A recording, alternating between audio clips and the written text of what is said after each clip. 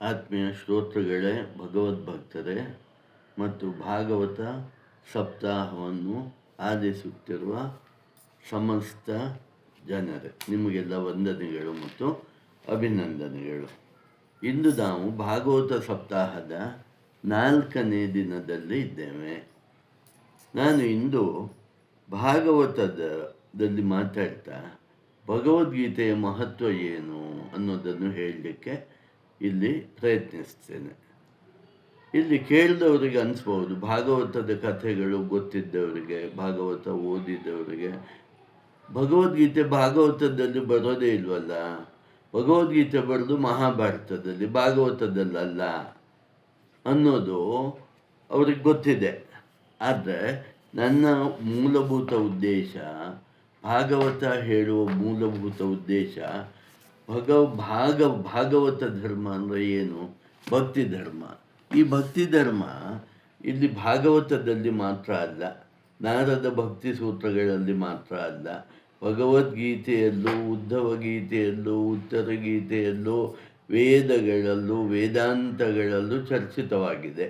ಹಾಗಾಗಿ ಒಬ್ಬ ಸಾಮಾನ್ಯ ನಮ್ಮ ಭಕ್ತನಿಗೆ ಭಗವದ್ಗೀತೆಯ ಬಗ್ಗೆ ಜ್ಞಾನ ಇರೋದು ಅತಿ ಮುಖ್ಯ. ಯಾಕಂದರೆ ಈ ಪ್ರಸ್ಥಾನತ್ರಯಗಳು ಅಂತ ಇದೆ. ಪ್ರಸ್ಥಾನತ್ರಯಗಳು ಅಂದರೆ ಭಗವದ್ಗೀತೆ, ಉಪನಿಷತ್ತುಗಳು ಮತ್ತು ಬ್ರಹ್ಮಸೂತ್ರಗಳು ಅಂತ.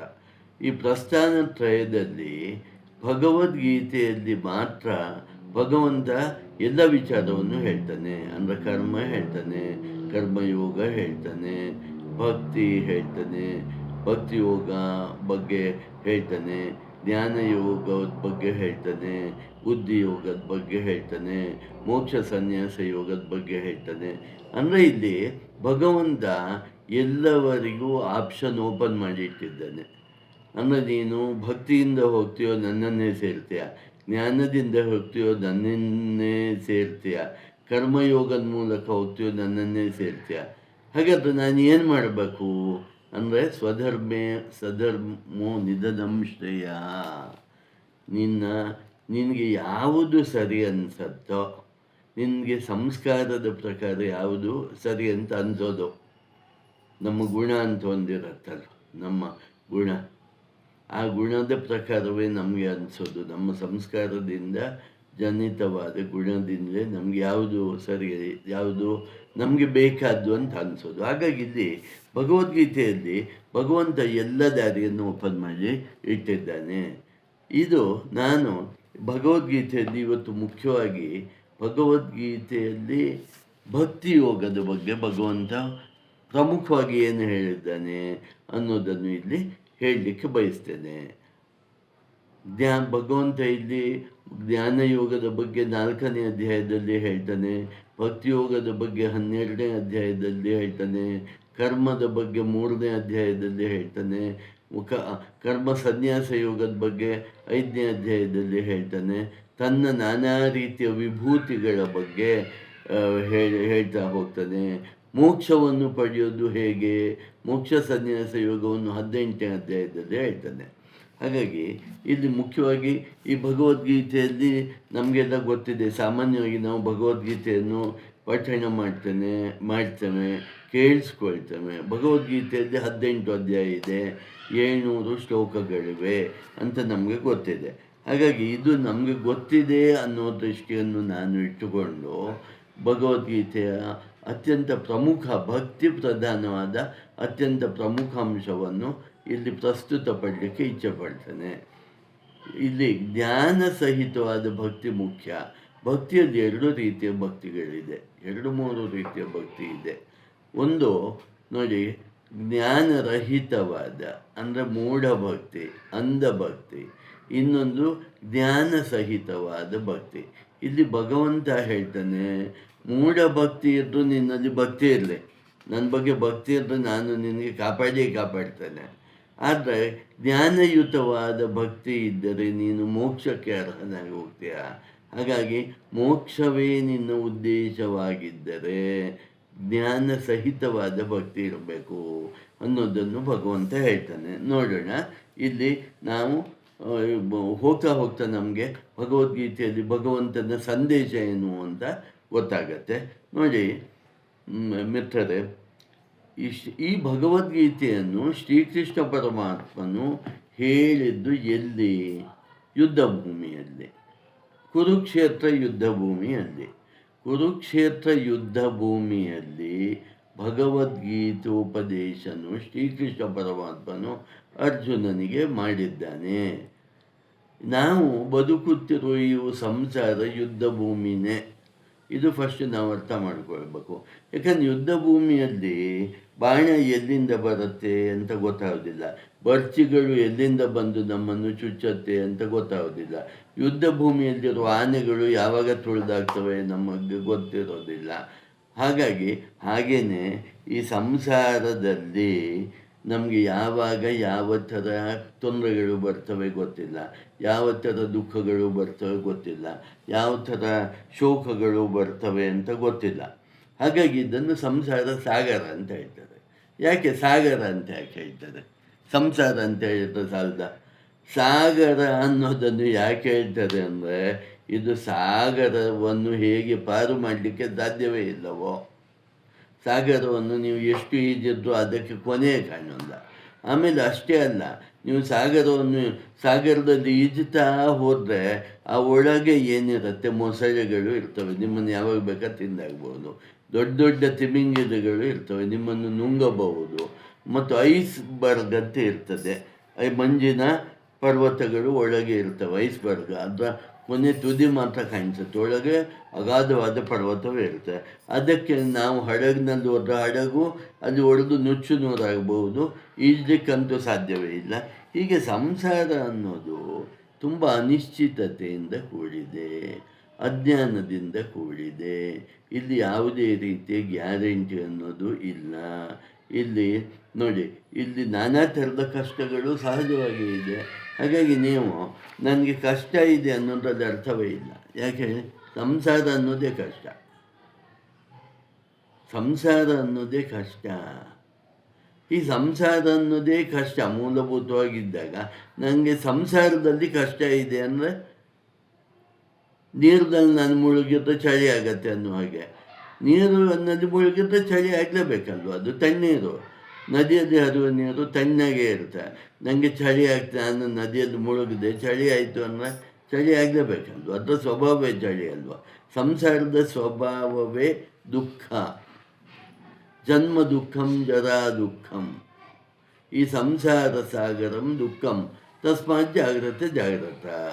ಹಾಗಾಗಿ ಶಂಕರರು ಹೇಳ್ತಾರೆ, ತಸ್ಮಾತ್ ಜಾಗ್ರತೆ ಜಾಗ್ರತ. ಇದನ್ನು ನೀನು ಫಸ್ಟ್ ಅರ್ಥ ಮಾಡ್ಕೋ. ನೀನು ಇಲ್ಲಿ ಇದ್ದು ನನಗೆ ಸಮಸ್ಯೆಗಳು 100 ಇದೆ, ನನಗೆ ತೊಂದರೆಗಳು 100 ಇದೆ, ನನಗೆ ದುಃಖಗಳು 100 ಇದೆ. ಅಲ್ಲಿ ಇರೋದೇ ದುಃಖ. ಅಲ್ಲಿ ದುಃಖ ಇಲ್ಲದೆ ನಿಮ್ಗೆ ಇನ್ನೆಲ್ಲಿ ದುಃಖ ಸಿಗತ್ತೆ? ಸಂಸಾರದಲ್ಲಿ ಸಿಗದ ದುಃಖ, ಲೋಕದಲ್ಲಿ ಸಿಗದ ದುಃಖ ಇನ್ನೆಲ್ಲಿ ಸಿಗತ್ತೆ? ಅಲ್ಲಿರೋದು ಬರೀ ಅದೇನೇ ಅಂತ ಹೇಳ್ತಾ ಇದ್ದಾರೆ. ಇದನ್ನು ನೀವು, ಯಾಕಂದರೆ ಯುದ್ಧ ಭೂಮಿಯಲ್ಲಿ ನಾನು ಹೋಗಿ ನನಗೆ ಯಾವುದು ಬಾಣ ತಾಕ್ತು, ನನಗೆ ಯಾರೋ ಹೊಡೆದ್ರು, ನನಗೆ ಶತ್ರುಗಳು ಸಾಯಿಸ್ತಾ ಇದ್ದಾರೆ ಅಂದರೆ ಅದಕ್ಕೆ ತಾನೇ ಅದು ಯುದ್ಧಕ್ಕೆ ಬರೋದು. ಅಲ್ಲಿ ಸಾಯಿಸೋದು ಕ್ಷತ್ರಿಯ ಧರ್ಮವೇ, ಯುದ್ಧ ಮಾಡೋದು ಕ್ಷತ್ರಿಯ ಧರ್ಮವೇ, ಎದುರಾಳಿಯನ್ನು ನಾಶ ಮಾಡುವುದು ಕ್ಷತ್ರಿಯ ಧರ್ಮವೇ. ಹಾಗಾಗಿ ಸಂಸಾರದ ಧರ್ಮ ಅಂದರೆ ಸಂಸಾರದಲ್ಲಿರುವುದೇ ದುಃಖ, ಶೋಕ,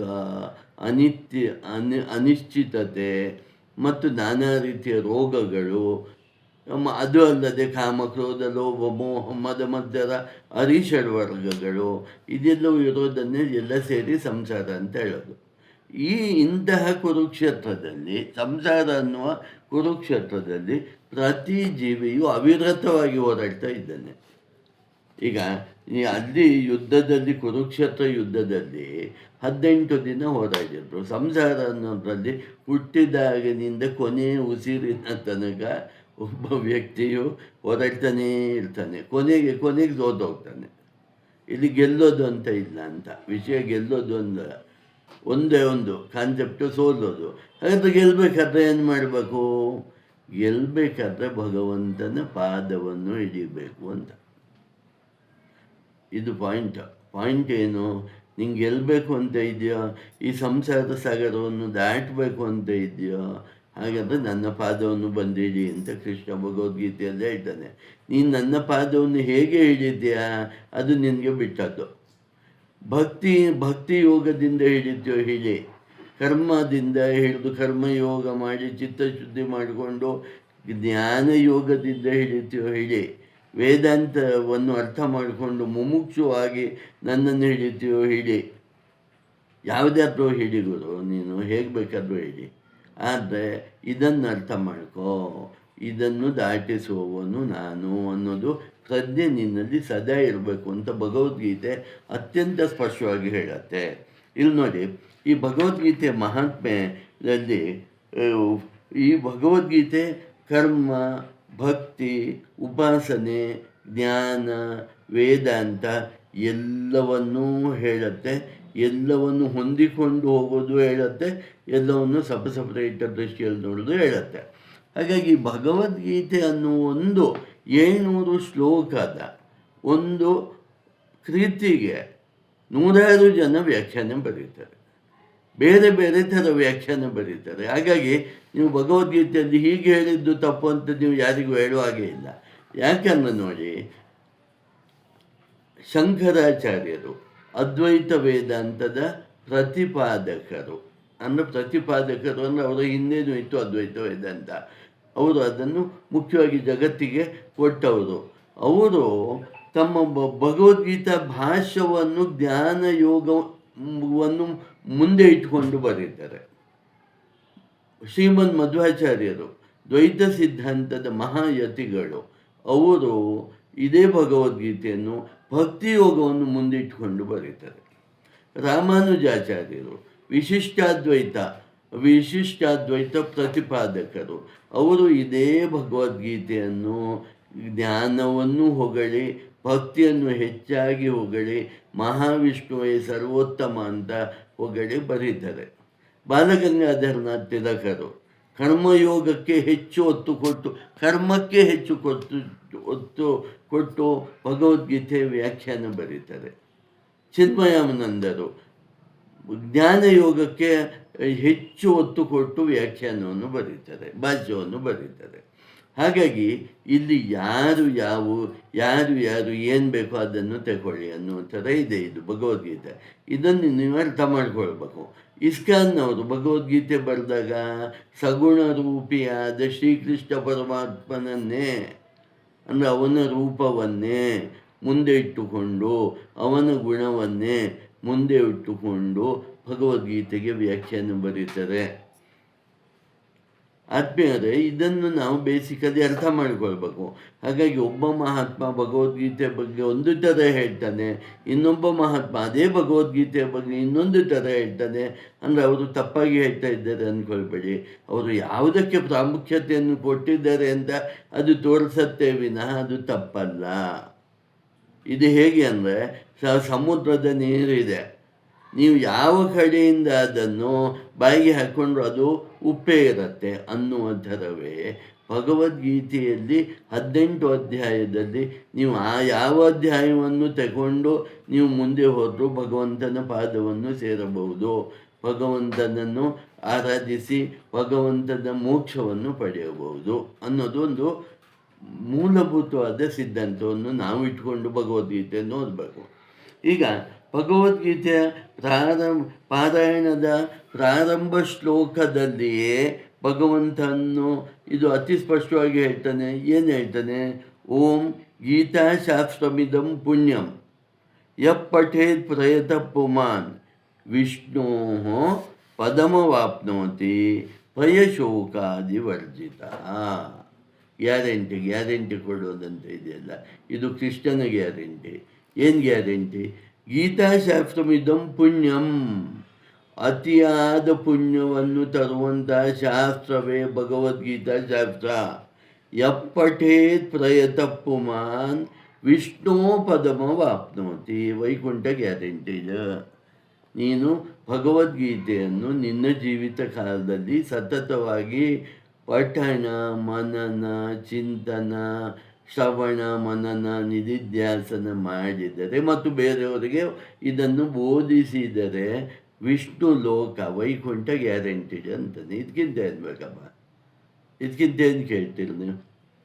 ಭಗವಂತ ನನ್ನ ಜೊತೆಗೆ ಇರೋದು ಗ್ಯಾರಂಟೀಡ್ ಅಂದಾಗ ಇದು ನೋಡಿ, ಇಷ್ಟೊಂದು ಅತ್ಯುನ್ನತ ಆಧ್ಯಾತ್ಮಿಕ ತತ್ವವನ್ನು ಹೇಳೋದು ಭಗವದ್ಗೀತೆ. ಮತ್ತೊಂದು ಹೇಳ್ತದೆ, ಭಯ ಶೋಕಾದಿವರ್ಜಿತ.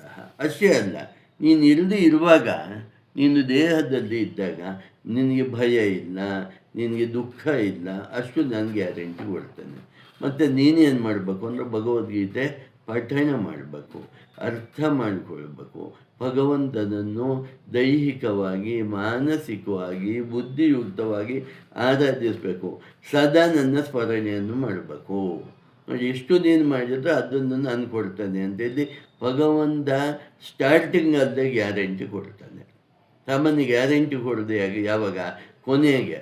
ಇಲ್ಲಿ ಭಗವದ್ಗೀತೆಯಲ್ಲಿ ಸ್ಟಾರ್ಟಿಂಗಲ್ಲೇ ಹೇಳ್ತಾನೆ, ನೀನು ಭಗವದ್ಗೀತೆಯನ್ನು ಓದಿದ್ರೆ ಇಷ್ಟು ಗ್ಯಾರಂಟಿ. ಹಾಗಾದರೆ ಇಷ್ಟೇ ಗ್ಯಾರಂಟಿಯೋ ಅಂತ ಹೇಳಿದಾಗ ಮುಂದೆ ಹೇಳ್ತಾನೆ, ಗೀತಾಧ್ಯಯನ ಶೀಲಸ್ಯ ಪ್ರಾಣಾಯಾಮ ಪರಸ್ಯ ಚ ನೈವ ಸಂತಿ ಪಾಪಾನಿ ಪೂರ್ವಜನ್ಮ ಕೃತಾನಿ ಚ. ಎಷ್ಟೋ ಜನ್ಮ ಬಂದು ಎಷ್ಟೆಷ್ಟೋ ಪಾಪದ ಹೊರೆಯನ್ನು ಹೊತ್ಕೊಂಡು ಇಲ್ಲಿ ಬಂದಿದ್ಯಾ, ಈ ದೇಹವನ್ನು ಹೊತ್ಕೊಂಡು ಬಂದಿದ್ಯಾ. ನಿನ್ನ ಪಾಪದ ಹೊರೆ ಬೇಕಾದಷ್ಟು ಸಂಚಿತ ಕರ್ಮದಲ್ಲಿ ಇದೆ, ಅದೆಲ್ಲವನ್ನು ನಾನು ನಾಶ ಮಾಡ್ತೇನೆ ಅಂತಾನೆ. Second guarantee. ಈ ಗ್ಯಾರಂಟಿ ಕೊಡ್ತಾನೆ ಹೋಗ್ತಾನೆ ಭಗವಂತ ಭಗವದ್ಗೀತೆಯಲ್ಲಿ. ಹಾಗಾಗಿ ನೀವು ಭಗವದ್ಗೀತೆ ಒಂದೇ ಒಂದು ಪುಸ್ತಕ ಸಾಕು ಮೋಕ್ಷಕ್ಕೆ ಹೋಗ್ಲಿಕ್ಕೆ. ಈ ಭಾಗವತ ಧರ್ಮದಲ್ಲಿ ಭಗವದ್ಗೀತೆ ನೀವು ಒಂದನ್ನು ಪಠಣ ಮಾಡಿ, ಅರ್ಥ ಮಾಡಿಕೊಂಡು, ಅಲ್ಲಿ ಏನು ಹೇಳಿದೆ ಭಗವಂತ ಸುಮ್ಮನೆ ಇಂಪ್ಲಿಮೆಂಟ್ ಮಾಡಿಕೊಂಡು ಹೋದ್ರೆ ಸಾಕು. ಮತ್ತೇನು ಮಾಡಬೇಕು? ಮತ್ತೇನು ಮಾಡಲಿಕ್ಕೆ ಏನೂ ಇಲ್ವಲ್ಲ. ಮಾಡಲಿಕ್ಕೆ ಏನಾದರೂ ಇರಬೇಕಲ್ಲ. ಇಷ್ಟು ಗ್ಯಾರಂಟಿ ಭಗವಂತ ಕೊಡ್ತಾ ಇದ್ದಾನೆ. ಆದರೆ ಭಗವಂತನಿಗೆ ಗೊತ್ತಿದೆ, ಅವನು ಹೇಳ್ತಾನೆ, ನಾನು ಏನೇ ಹೇಳಿತು ನೋಡಿ, ಚತುರ್ವಿಧ ಭಜಂತೆ ಮಾಂ ಜನಃ ಸುಕೃತಿ ನೋರ್ಜುನ ಆರ್ತೋ ಜಿಜ್ಞಾಸು ಅರ್ಥಾರ್ಥಿ ಜ್ಞಾನಿ ಚ ಭರತರ್ಷಭ.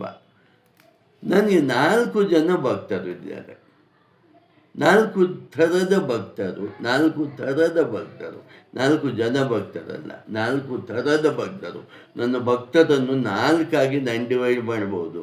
ಏನು? ಆರ್ತೋ. ಏನು ಅರ್ಥ ಅಂದರೆ, ಕಷ್ಟ ಬಂದಾಗ, ಸಂಕಟ ಬಂದಾಗ ವೆಂಕಟರಮಣ ಅಂತ ಹೇಳೋರು. ಅವ್ರಿಗೆ ಕಷ್ಟ ಬಂದಾಗ ಅವನಿಗೆ ನಾನು ನೆನಪಾಗ್ತಾನೆ. ಕಷ್ಟ ಬಂದ ಕೂಡಲೇ ಓಡಿ ಬರ್ತಾರೆ, ದೇವಸ್ಥಾನಕ್ಕೆ ಓಡಿ ಬರ್ತಾರೆ, ನನ್ನ ಪೂಜೆ ಮಾಡ್ತಾರೆ, ಹೋಮ ಮಾಡ್ತಾರೆ, ಪ್ರಾರ್ಥನೆ ಮಾಡ್ತಾರೆ, ಎಲ್ಲ ಮಾಡ್ತಾರೆ, ಯಾತ್ರಾ ಸ್ಥಳಗಳಿಗೆ ಹೋಗ್ತಾರೆ. ಕಷ್ಟ ಹೋಯಿತು, ನನ್ನಿಂದ ದೂರ ಹೋಗ್ತಾರೆ. ಇದು ಒಂದು ಟೈಪು ಭಕ್ತರಿದ್ದಾರೆ ಈ ಜಗತ್ತಲ್ಲಿ. ಆರ್ತೋ. ಜಿಜ್ಞಾಸು. ಇದು ನಾನು ಏನು ಅಂತ ತಿಳ್ಕೊಳ್ಬೇಕು ಅಂತ. ತುಂಬ ಜನ ನಾಸ್ತಿಕರು ಇದ್ದಾರೆ, ಆಸ್ತಿಕರು ಇದ್ದಾರೆ. ಭಗವಂತನನ್ನು ನಂಬದಿದ್ದವರು ನಾಸ್ತಿಕರು, ಭಗವಂತನನ್ನು ನಂಬುವವರನ್ನು ಆಸ್ತಿಕರು ಅಂತ ಹೇಳ್ತಾರೆ. ಹೌದು, ಭಗವಂತ ಇದ್ದಾನೋ? ಏನದು? ಹಾಗೆಂದರೆ ಏನು? ಒಂದ್ಸಲ ಏನು ಅಂತ ನೋಡಬೇಕು ಅಂತ ಇದ್ದೆ. ಜಿಜ್ಞಾಸೆಯನ್ನು ಮಾಡೋದು ಒಳ್ಳೆ ವಿಷಯನೇ. ಜಿಜ್ಞಾಸತ್ವ ಅನ್ನೋದು ಒಳ್ಳೆ ವಿಷಯ. ಅರ್ಥ ಮಾಡಿಕೊಳ್ಳಬೇಕು, ನಾನು ತಿಳ್ಕೊಳ್ಬೇಕು ಅನ್ನೋನು ಇವನು ಜಿಜ್ಞಾಸು ಭಕ್ತ ಅಂತಾರೆ ಇವನನ್ನು. ಮೊದಲಿನವನು ಆರ್ಥ ಭಕ್ತ ಅಂತಾರೆ. ಅರ್ಥಾರ್ಥಿ ಮೂರನೇವನು ಎಂಥ ಭಕ್ತ ಅಂದರೆ, ನನಗೆ ಯಾವುದು ಕಷ್ಟ ಬರಲ್ಲ ಹಾಗೆ ಮಾಡಪ್ಪ, ನಾನು ಕೇಳಿದ್ದೆಲ್ಲ ಕೊಡಪ್ಪ, ನನಗೆ ಮಕ್ಕಳು ಕೊಡು, ನನಗೆ ಒಳ್ಳೆ ಹೆಂಡತಿ ಕೊಡು, ಒಳ್ಳೆ ಮನೆ ಕೊಡು, ಆರೋಗ್ಯ ಕೊಡು, ಆಯುಷ್ಯ ಕೊಡು, ವಿದ್ಯಾ ಬುದ್ಧಿ ಕೊಡು, ಎಲ್ಲ ಕೊಡು ಕೊಡು ಕೊಡು ಕೊಡು ಅಂತ ಸಾಮಾನ್ಯಗಳು. ಅರ್ಥಾರ್ಥಿ ಇಂಥ ಭಕ್ತರು ಇದ್ದಾರೆ. ಈ 3 ಕೆಟಗರಿ ಬಿಟ್ಟು ಕೊನೆ ಒಬ್ಬ ಭಕ್ತಾನೆ ಜ್ಞಾನಿ ಚ ಭರತರ್ಷಭ. ಈ ಜ್ಞಾನಿ ಅನ್ನೋನು ಏನಕ್ಕೆ ಪ್ರಯತ್ನ ಮಾಡ್ತಾನೆ ಅಂದರೆ, ಮೋಕ್ಷ ಒಂದೇ ನನ್ನ ಗುರಿ ಅಂದ್ಕೊಳ್ತಾನೆ. ನೀನೇನು ಕೊಟ್ಟರು ನಾನು ತೃಪ್ತ ಆಗೋಲ್ಲ, ಯಾಕಂದ್ರೆ ಇದೇನು ಪರ್ಮನೆಂಟ್ ಅಲ್ಲ. ನೀನೇನು ಕೊಟ್ಟರು ನಾನೇ ಈ ದೇಹ ಇರೋದೇ ಪರ್ಮನೆಂಟ್ ಅಲ್ಲ, ನೀನು ಏನು ಕೊಟ್ಟರೂ ಈ ದೇಹಕ್ಕೆ ಸಂಬಂಧಪಟ್ಟದ್ದು ಕೊಡ್ತೀಯ, ಅದು ನಂಗೆ ಬೇಕಾಗೇ ಇಲ್ಲ, ನನಗೆ ಬೇಕಾದ್ದು ಮೋಕ್ಷ ಮಾತ್ರ ಅಂತ ಒಂದೇ ಒಂದು ಧ್ಯೇಯದಿಂದ ಹೋಗ್ತಾ ಇರೋನನ್ನು ಮುಮುಕ್ಷು ಅಂತ ಹೇಳ್ತಾರೆ. ಹಾಗಾಗಿ ಇವರು 4 ಜನವು ನನ್ನ ಭಕ್ತರೇ, 4 ಜನರನ್ನು ನಾನು ಕಾಪಾಡ್ತೇನೆ ಅಂತಾನೆ. ಇದನ್ನು ನಾವು ಅರ್ಥ ಮಾಡ್ಕೊಳ್ಬೇಕು. ಅದೇ ನಾನು ಹೇಳೋದು. ಹಾಗಾದರೆ ಮೂಢಭಕ್ತನ್ನು ಕಾಪಾಡ್ತಾನೆ. ಯಾಕೆ ಕಾಪಾಡೋಲ್ಲ? ಯಾರು ಹೇಳಿದ್ದು ಕಾಪಾಡೋಲ್ಲ ಅಂತ? ಆರ್ತನನ್ನು ನನ್ನ ಕಷ್ಟ ಬಂದಾಗ ಮಾತ್ರ ಭಗವಂತ ಅಂತ ಬರೋನನ್ನು ಕಾಪಾಡ್ತವೆ. ನಾವಂತ ಏನು ಅಂದ್ಕೊಳ್ತೇವೆ? ನಾವಂತ ಹೇಳ್ತೇವೆ ನೋಡು, ಮೊದಲು ಅವನಿಗೆ ನಾನು ನೆನಪಿರಲಿಲ್ಲ, ಕಷ್ಟ ಬಂದಾಗ ನೆನಪಿತ್ತು, ನಾನು ಮಾಡೋಲ್ಲ ಅಂತ ಭಗವಂತ ಹೇಳ್ತಾನೆ. ಓಕೆ ಬಾ, ನೀನು ಆವಾಗಾದರೂ ನನ್ನನ್ನು ನೆನೆಸ್ಕೊಂಡಿದ್ದೀಯಲ್ಲ, ನಾನು ನಿನಗೆ ಸಹಾಯ ಮಾಡ್ತೇನೆ, ನಿಂಗೇನು ಬೇಕಪ್ಪ ಅದನ್ನು ಕೊಡ್ತಾನೆ, ನಿನ್ನ ಕಷ್ಟವನ್ನು ಪರಿಹಾರ ಮಾಡ್ತಾನೆ ಅಂತ ಹೇಳ್ತಾನೆ. ನೋಡಿ, ಇಲ್ಲಿ ನಿಮ್ಮದು ಚಾಯ್ಸು ಅಂತ. ನೀವು ಆರ್ತರಾಗಿ ಭಗವಂತನಲ್ಲಿ ಹೋಗ್ತಿರೋ, ಜಿಜ್ಞಾಸುವಾಗಿ ಭಗವಂತನಲ್ಲಿ ಹೋಗ್ತಿರೋ, ಅರ್ಥಾರ್ಥಿ ಅಂದರೆ ಕಾಮನೆಗಳನ್ನು ಇಟ್ಕೊಂಡು ಭಗವಂತಲ್ಲಿ ಹೋಗ್ತಿರೋ, ಇಲ್ಲ ನನಗೆ ಮೋಕ್ಷವೊಂದನ್ನೇ ಕೊಡಲೇಬೇಕು, ಬೇರೆ ನಾನು ಯಾವುದಕ್ಕೂ ಕಾಂಪ್ರಮೈಸ್ ಆಗೋದೇ ಇಲ್ಲ ಅನ್ನೋ ರೀತಿಯಲ್ಲಿ ಹೋಗ್ತಿರೋ, ಅದು ನಿಮಗೆ ಬಿಟ್ಟದ್ದು ಅಂತ ಇಲ್ಲಿಂದ ಚಾಯ್ಸ್ ಭಗವಂತ ಕೊಡಲಿಕ್ಕೆ ಶುರು ಮಾಡ್ತಾನೆ. ಕಂಪ್ಲೀಟ್ ಚಾಯ್ಸ್, ನಿಮ್ಮ ಚಾಯ್ಸು ಅಂತಾನೆ. ನಿಮ್ಗೆ ಏನು ಬೇಕು ನೀವು ಕೇಳಿ, ಅದನ್ನು ಕೊಡ್ತಾನೆ. ನಿಂಗೆ ಹೇಳಲಿಕ್ಕೆ ಗೊತ್ತಿಲ್ಲ ಅನ್ನೋ ನಾನು ಕೊಡ್ತಾ ಹೋಗ್ತಾನೆ. ನಿಂಗೆ ಬೇಕಾದ್ದು ತಗೋ. ಕೇಳೋದನ್ನು ಕಲಿಯೋದನ್ನು ಧ್ಯಾನ ಯೋಗ ಅಂತಾರೆ. ಧ್ಯಾನ ಅಂದರೆ ಏನು? ನಂಗೆ ಏನು ಬೇಕು ಅಂತ ಕೇಳಲಿಕ್ಕೆ ಅದು ಗೊತ್ತಿರಬೇಕಲ್ಲ. ಈಗ ತಪಸ್ಸು ರಾಕ್ಷಸರು ಮಾಡ್ತಾರೆ, ದೇವತೆಗಳು ಮಾಡಿದ್ರು, ಋಷಿ ಮುನಿಗಳು ಮಾಡಿದ್ರು. ರಾಕ್ಷಸರಿಗೆ ಕೇಳಲಿಕ್ಕೆ ಬರಲಿಲ್ಲ, ತಪಸ್ಸು ಮಾಡಿ ಭಗವಂತನಿಂದ ವರವನ್ನು ಪಡೆದರೂ ನಾಶ ಆಗಿ ಹೋದರು. ಯಾಕೆ ಹೇಳಿ? ಕೇಳಲಿಕ್ಕೆ ಬರೋಲ್ಲ.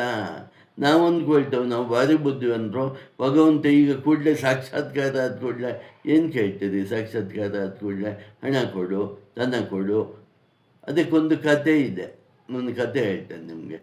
ಏನು ಕತೆ ಅಂದರೆ, ಇಬ್ಬರು ತಪಸ್ಸು ಮಾಡ್ತಾಯಿದ್ರಂತೆ. ತಪಸ್ಸು ಮಾಡೋದು ಕಷ್ಟ ಅಲ್ವಾ? ಧ್ಯಾನ ಮಾಡ್ತಾಯಿದ್ರು. ಧ್ಯಾನ ಭಗವಂತನಿಗೆ ಅನ್ನಿಸ್ತು, ಪಾಪ ನನ್ನ ಬಗ್ಗೆ ಎಷ್ಟು ವರ್ಷದಿಂದ ಧ್ಯಾನ ಮಾಡ್ತಾ ಇದ್ದಾರೆ, ಹಾಗಾಗಿ ಇವರಿಗೆ ನಾನು ಒಲಿಬೇಕು ಅಂತ ಬಂದು ಪ್ರತ್ಯಕ್ಷ ಆದ. ಮೊದಲಿನವನಲ್ಲಿ ಕೇಳ್ದ, ಯೋಗಿಯಲ್ಲಿ ಅಕ್ಕಪಕ್ಕನೇ ಕೂತಿದ್ರು ಅವರು, ಋಷಿಯಲ್ಲಿ ಕೇಳ್ದ. ಋಷಿ ಅಂತೂ ತಪಸ್ಸು ಮಾಡ್ತಾ ಇದ್ದವರನ್ನು ಕೇಳ್ದ. ಜ್ಞಾನಿಗಳಲ್ಲ ಇವರು, ಈ ಇಬ್ಬರು ಜ್ಞಾನಿಗಳಲ್ಲ. ನನ್ನ ತಪಸ್ಸುಗಳು ಜ್ಞಾನಿಗಳಲ್ಲ ಅಂತ ಹೇಳಿದ್ದಲ್ಲ, ಈ ಕಥೆಯಲ್ಲಿ ಬರುವ. ಅವರೊಂದು ಕೇಳ್ತಾರೆ, ನಿಂಗೆ ಏನು ಬೇಕಪ್ಪ ವರ, ನಾನು ನಿನಗೆ ಒಲ್ದಿದ್ದೇನೆ ಅಂತ. ಅದಕ್ಕೆ ಹೇಳ್ತಾರೆ, ಪಕ್ಕದವನು ಅಲ್ಲಿ ತಪಸ್ಸು ಮಾಡ್ತಾ ಇದ್ದಾನಲ್ಲ, ಅವನನ್ನು ಕೇಳ್ಕೊಂಡು ಬಾ ದೇವರೇ, ಅವನು ಏನು ಹೇಳ್ತಾನೆ ಅದರ ಡಬ್ಬಲ್ ನನಗೆ ಬೇಕು ಅಂತ. ಸರಿ, ಇಲ್ಲೂ ಕಾಂಪಿಟೇಷನ್, ಇಲ್ಲೂ ಅಸೂಯೆ ಆಯಿತು. ಅದಕ್ಕೆ ಜ್ಞಾನ ಬೇಕು ಅನ್ನೋದು. ಸರಿ, ಹೋಗ್ತಾನೆ ದೇವರು, ಅವನಲ್ಲಿ ಕೇಳ್ತಾನೆ, ನಿಂಗೆ ಏನು ಬೇಕು ನೋಡು, ನೀವಿಬ್ಬರು ಒಳ್ಳೆ ತಪಸ್ಸು ಮಾಡಿದಿರಿ, ಭಕ್ತರು ನೀವು, ಏನು ಬೇಕು ಹೇಳು ಅಂತ. ಅದಕ್ಕೆ ಇವನು ಕೇಳ್ತಾನೆ, ಭಗವಂತ ಅವನು ಫಸ್ಟಿನವನಲ್ಲಿ ನೀನು ಹೋಗಿದ್ದೀಯಲ್ಲ, ಅವನೇನು ಕೇಳ್ದ ಅಂತ ಹೇಳ್ತಾನೆ.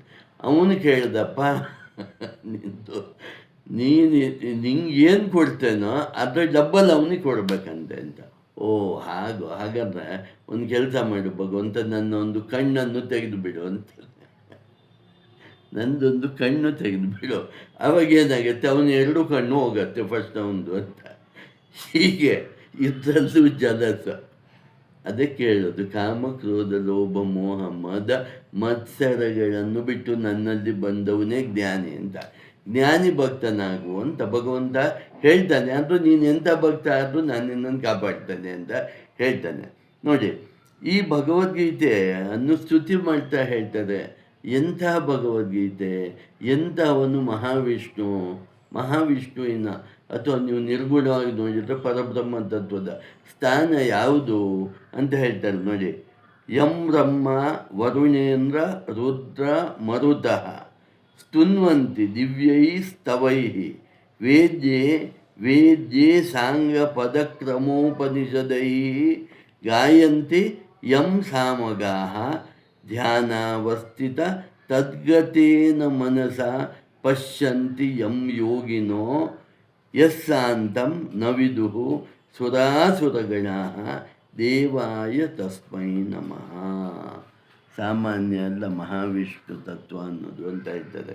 ಇವರನ್ನು ಯಾರ್ಯಾರು ಭಜಿಸ್ತಾರೆ, ಚತುರ್ಮುಖನಾದ ಬ್ರಹ್ಮ, ಇಂದ್ರ, ವರುಣ, ಅಗ್ನಿ, ವಾಯು, ಹೀಗೆ ಅಷ್ಟದಿಕ್ಪಾಲಕರು, ಮರುತ ಮುಂತಾದ ದೇವತೆಗಳು,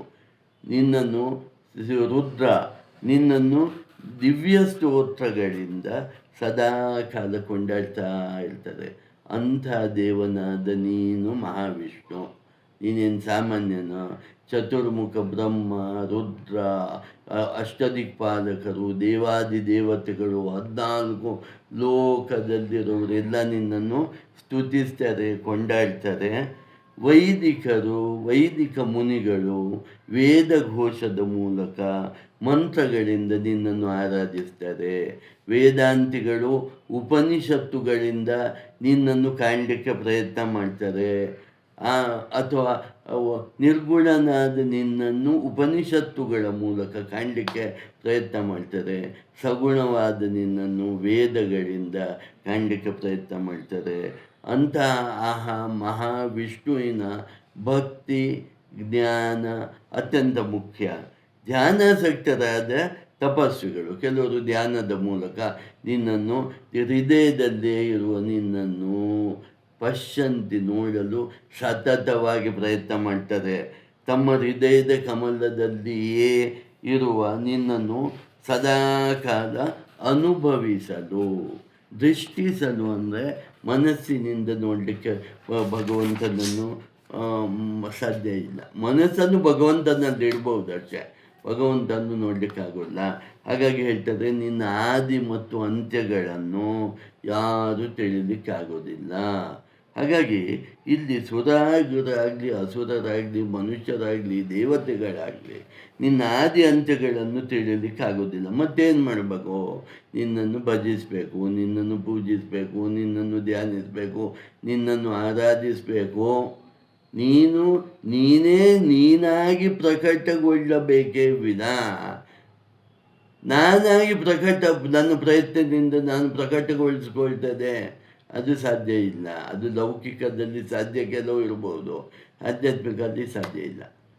ವಿಶ್ವರೂಪ ಸಂದರ್ಶನ, ವಿಶ್ವರೂಪವನ್ನು ತೋರಿಸಿದ್ದು ಭಗವಂತ ಕೃಷ್ಣ ಇಚ್ಛೆ ಪಟ್ಟು ಅರ್ಜುನನಿಗೆ. ಅರ್ಜುನ ನಾನು ಶಕ್ತಿಯಿಂದ ನಿನ್ನ ವಿಶ್ವರೂಪವನ್ನು ನೋಡಿಬಿಡ್ತಾನೆ, ಸಾಧ್ಯವೇ ಇಲ್ಲ. ದೇವಾದಿ ದೇವತೆಗಳಿಗೂ ಸಾಧ್ಯ ಇಲ್ಲ ಅಂತ ಇಲ್ಲಿ ಅತಿ ಸ್ಪಷ್ಟವಾಗಿ ನಾವು ಹೇಳಬೇಕು. ಅದಕ್ಕೆ ನಾವು ಹೇಳೋದು ಈಶ್ವರ ಅಂದರೆ ಭಗವಂತನ ಕರುಣೆ ನಮ್ಮ ಮೇಲೆ ಬೀಳುವ ಹಾಗೆ ನಾವು ಮಾಡಿಕೊಳ್ಳುವುದೇ ಪೂಜೆ, ಮಾಡಿಕೊಳ್ಳುವುದೇ ಭಕ್ತಿ. ಹಾಗಾಗಿ ಇದನ್ನೇ ನಾವಿಲ್ಲಿ ಭಾಗವತದಲ್ಲಿ ಮುಖ್ಯವಾಗಿ ಹೇಳ್ತೇನೆ, ಅವನ ಕರುಣೆಗೆ ನಾವು ಪಾತ್ರರಾಗಬೇಕು. ನೀವು ದಾಸ್ಯ ಭಾವದಿಂದ ಆದರೂ ಆಗಿ, ಸಖ್ಯ ಭಾವದಿಂದ ಆದರೂ ಆಗಿ, ಕಾಂತಾಭಾವದಿಂದ ಆದರೂ ಆಗಿ, ಯಾವ ಭಾವನೆಯಿಂದ ಆದರೂ ಆಗಿ, ಅವನ ಕರುಣಾ ದೃಷ್ಟಿ ನಿಮ್ಮ ಮೇಲೆ ಬೀಳುವಂತೆ ಆದರೂ ಉಳಿದದ್ದು ಅವನೇ ಮಾಡ್ತಾನೆ ಅಂತ, ಉಳಿದದ್ದು ವಿಷಯ ಭಗವಂತನೇ ಮಾಡ್ತಾನೆ ಅಂತ. ಅಂಥ ಭಗವಂತನಾದ ಮಹಾವಿಷ್ಣು ಅಥವಾ ಕೃಷ್ಣನಿಗೆ ಸಾಷ್ಟಾಂಗ ನಮಸ್ಕಾರಗಳು ಅಂತ ಹೇಳಿ ಇಲ್ಲಿ ಭಗವದ್ಗೀತೆ ಮುಂದುವರೆದು ಹೇಳುತ್ತೆ, ಬ್ರಹ್ಮಭೂತ ಪ್ರಸನ್ನಾತ್ಮ ನ ಶೋಚತಿ ನ ಕಾಂಕ್ಷತಿ ಸಮಃ ಸರ್ವೇಷು ಭೂತೇಷು ಮದ್ಭಕ್ತಿಂ ಲಭತೆ ಪರಾಂ. ಭಗವಂತನು ಎಲ್ಲಿ ನೋಡಬೇಕು ಅನ್ನೋದು ಪ್ರಶ್ನೆ ಬರ್ತದೆ. ಈಗ ಭಗವಂತ ಅಂತ ಎಲ್ಲರೂ ಹೇಳ್ತಾರೆ, ದೇವಸ್ಥಾನಕ್ಕೆ ಹೋಗ್ತಾರೆ, ಪೂಜೆ ಮಾಡ್ತಾರೆ, ಯಾತ್ರಾ ಸ್ಥಳಕ್ಕೆ ಹೋಗ್ತಾರೆ, ಪೂಜೆ ಮಾಡ್ತಾರೆ. ಎಲ್ಲಪ್ಪ ನೋಡಬೇಕು? ನಿಜವಾದ ಅಡ್ರೆಸ್ ಏನು ಅಂತ ಇಲ್ಲಿ ಪ್ರಶ್ನೆ ಏನು ಅಂದರೆ, ನಾವು ತಪ್ಪು ಎಲ್ಲೆಲ್ಲೋ ನೋಡ್ತಾ ಇದ್ದೇವೋ, ಸರಿಯಾಗಿ ನೋಡ್ತಾ ಇದ್ದೇವೋ? ಇಲ್ಲಿ ನೋಡಿ, ಅತೀ ಸ್ಪಷ್ಟವಾಗಿ ಭಗವದ್ಗೀತೆಯಲ್ಲಿ ಕೃಷ್ಣ ಹೇಳ್ತಾನೆ, ಎಲ್ಲೆಲ್ಲೂ ನನ್ನನ್ನು ನೋಡಬೇಕು, ಎಲ್ಲೆಲ್ಲೂ ಬ್ರಹ್ಮಭೂತ ಪ್ರಸನ್ನಾತ್ಮ ನ ಶೋಚತಿ ನ ಕಾಂಕ್ಷತಿ ಸಮಃ ಸರ್ವೇಷು ಭೂತೇಷು ಮದ್ಭಕ್ತಿ ಲಭತಾಂ ಪರಂ. ಎಲ್ಲ ಭೂತಗಳಲ್ಲೂ ಅಣು ರೇಣು ತೃಣ ಕಾಷ್ಟ ಎಲ್ಲ ಕಡೆ ನಾನಿದ್ದೇನೆ. ನೀನು ಜ್ಞಾನವನ್ನು ಒಂದು ಜ್ಞಾನ ದೃಷ್ಟಿಯಿಂದ ನೋಡಿದರೆ ನಿನಗೆ ಬರೀ ನಾನೇ ಕಾಣಿಸ್ತೇನೆ, ಇನ್ನೇನು ಕಾಣಿಸೋದೇ ಇಲ್ಲ. ನಿನಗೆ ನೋಡಲಿಕ್ಕೆ ಗೊತ್ತಿಲ್ಲ. ಯಾಕೆ ಹೇಳೋ? ಅಜ್ಞಾನ ಇದೆ. ಕಣ್ಣಿಗೆ ಪರೆ ಬಂದರೆ ಏನೂ ಕಾಣಿಸೋಲ್ಲ ಅಲ್ವಾ? ನಿನಗೆ ಅಜ್ಞಾನ ಅವಿದ್ಯೆ ಪರೆ ಇರೋದ್ರಿಂದ ನಿನಗೆ ಕಾಣಿಸ್ತಾ ಇಲ್ಲ. ಇರೋದು ನಾನೇ. ನನ್ನನ್ನು ಮತ್ತ ಪರತರಂ ನಾಣ್ಯತ್ ಕಿಂಚಿದಸ್ತಿ ಧನಂಜಯ. ಅತಿ ಸ್ಪಷ್ಟವಾಗಿ ಕೃಷ್ಣ 7ನೇ ಅಧ್ಯಾಯದಲ್ಲಿ ಹೇಳ್ತಾನೆ, ನನ್ನನ್ನು ಬಿಟ್ಟು ಇಲ್ಲಿ ಏನೂ ಇಲ್ಲವೇ ಇಲ್ಲ. ಏನು ನೋಡ್ತಾ ಇದ್ದೀಯಪ್ಪ ನೀನು? ನನ್ನನ್ನು ಬಿಟ್ಟು ಎಲ್ಲ ನೋಡ್ತಾ ಇದ್ದೀಯ. ಇರೋದು ನಾನೊಬ್ಬನೇ, ಅದನ್ನೇ ನೋಡ್ತಾ ಇಲ್ವಲ್ಲ? ನೋಡಿ ಇಲ್ಲಿ ಇಂಥ ಸ್ಪಷ್ಟತೆ ಇದೆ ಭಗವದ್ಗೀತೆಯಲ್ಲಿ ಅಂತ. ಅದಕ್ಕೆ ಭಗವಂತ ಹೇಳ್ತಾನೆ, ನೀನು ನೋಡಬೇಕು ಅಂದರೆ ಕಷ್ಟವೇ ಇಲ್ಲ, ಯಾಕೆ ಕಷ್ಟಪಡ್ತಾ ಇದೆಯಾ? ಭಗವಂತ ಭಗವದ್ಗೀತೆಯ 15ನೇ ಅಧ್ಯಾಯದಲ್ಲಿ 15ನೇ ಶ್ಲೋಕದಲ್ಲಿ ಭಗವಂತ ಹೇಳ್ತಾನೆ, ಸರ್ವಸ್ಯ ಚಾಹಂ ಹೃದಯ ಸನ್ನಿವಿಷ್ಟೋ ಮತ್ತಃ ಸ್ಮೃತಿರ್ಜ್ಞಾನಮಪೋಹನಂಚ ವೇದೈಶ್ಚ ಸರ್ವೈರಹಮೇವ ವೇದ್ಯೋ ವೇದಾಂತ ಕೃದ್ವೇದ ವಿದೇವ ಚಾಹಂ. ನಾನು ಎಲ್ಲರ ಹೃದಯದಲ್ಲೂ ಇದ್ದೇನೆ. ಎಲ್ಲರ ಅಂದ್ಕೊಳ್ಳಿ, ಫಸ್ಟ್ ನನ್ನ ಹೃದಯದಲ್ಲಿ ಇದ್ದೇನೆ ಅಂತ ನಾವು ಅಂದ್ಕೊಳ್ಬೇಕು. ನನ್ನ ಹೃದಯದಲ್ಲಿ ಭಗವಂತ ಇದ್ದಾನೆ ಅಂದ್ಕೊಳ್ಬೇಕು. ಎಲ್ಲರ ಹೃದಯದಲ್ಲಿ ಇದ್ದಾನೆ ಅಂತ ನೀವು ಜನರಲಾಗಿ ತಿಳ್ಕೊಳ್ಬೇಡಿ. ಫಸ್ಟ್ ಎಲ್ಲರ ಹೃದಯದಲ್ಲಿರೋ ಭಗವಂತ ಅಂದರೆ ನನ್ನ ಹೃದಯದಲ್ಲಿ ಭಗವಂತ ಇದ್ದಾನೆ. ಭಗವಂತ ಹೇಳ್ತಾನೆ, ನಿನ್ನ ಹೃದಯದಲ್ಲಿ ಇದ್ದು ಹೇಗಪ್ಪ ನಿನಗೆ ಗೊತ್ತಾಗತ್ತೆ? ಪ್ರೂಫ್ ಏನು?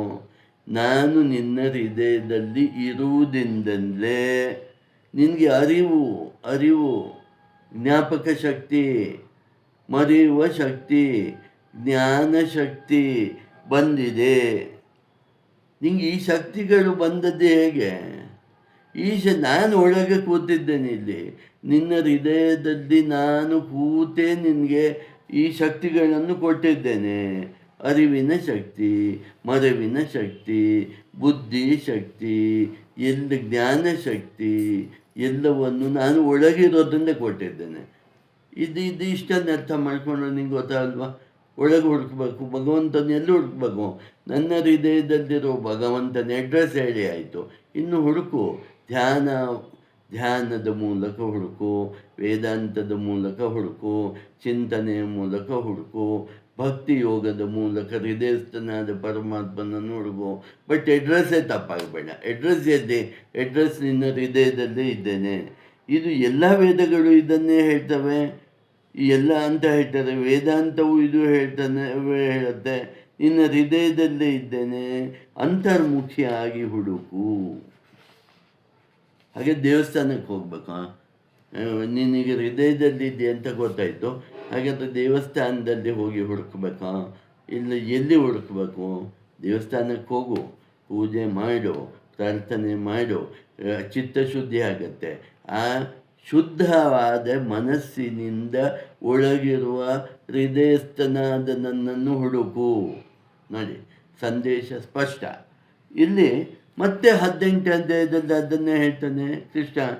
ಈಶ್ವರ ಸರ್ವಭೂತಾನಾಂ ಹೃದ್ದೇಶೇರ್ಜುನ ತಿಷ್ಠತೆ ಭ್ರಾಮಯನ್ ಸರ್ವಭೂತಾನಿ ಯಂತ್ರಾರೂಢಾನಿ ಮಾಯಯ. ಈಶ್ವರ ಅಂದ್ರೇನು? ಪರಮಾತ್ಮನಾದ ಕೃಷ್ಣನು, ಪರಮಾತ್ಮನಾದ ಮಹಾವಿಷ್ಣುವು, ಪರಮಾತ್ಮನಾದ ನಿರ್ಗುಣ ರೂಪವಾದ ಪರಬ್ರಹ್ಮ ತತ್ವ. ನೀವು ಏನು ಬೇಕಾದ್ರೆ ತಿಳ್ಕೊಳ್ಳಿ, ಅದು ನಾನು ಫಸ್ಟೇ ಹೇಳ್ತೇನೆ, ನೀವು ಯಾವ ದಾರಿಯಲ್ಲಿದ್ದೀರಿ ಆ ದಾರಿಯಲ್ಲಿ ತಿಳ್ಕೊಳ್ಳಿ. ಈಶ್ವರ ಭಗವಂತನು ಸರ್ವಭೂತಾನ, ಎಲ್ಲ ಭೂತಗಳಲ್ಲಿ. ಹಾಗೆ ನನ್ನಲ್ಲಿ ಮಾತ್ರ ಇರೋದಲ್ಲ, ನನ್ನಲ್ಲಿದೆ. ನಾಯಿಯಲ್ಲೂ ಅದೇ ಭಗವಂತ ಇದ್ದಾನೆ, ಬೆಕ್ಕಿನಲ್ಲೂ ಅದೇ ಭಗವಂತ ಇದ್ದಾನೆ, ತಿಗಣೆಯಲ್ಲೂ ಅದೇ ಭಗವಂತ ಇದ್ದಾನೆ, ಇರುವೆಯಲ್ಲೂ ಅದೇ ಭಗವಂತ ಇದ್ದಾನೆ, ಆ ಮರದಲ್ಲೂ ಅದೇ ಭಗವಂತ ಇದ್ದಾನೆ. ಸರ್ವಭೂತ ನಮ್ಮ ಎಲ್ಲಿಗುರು ಅಡ್ರೆಸ್ಸಲ್ಲಿ ಹೃದ್ದೇಶೇರ್ಜುನ ತಿಷ್ಠತಿ. ನಿನ್ನ ಹೃದಯದಲ್ಲಿ ನಾನಿದ್ದೇನೆ, ಪ್ರತಿಯೊಬ್ಬರ ಹೃದಯದಲ್ಲಿ ನಾನು ಇದ್ದೇನೆ.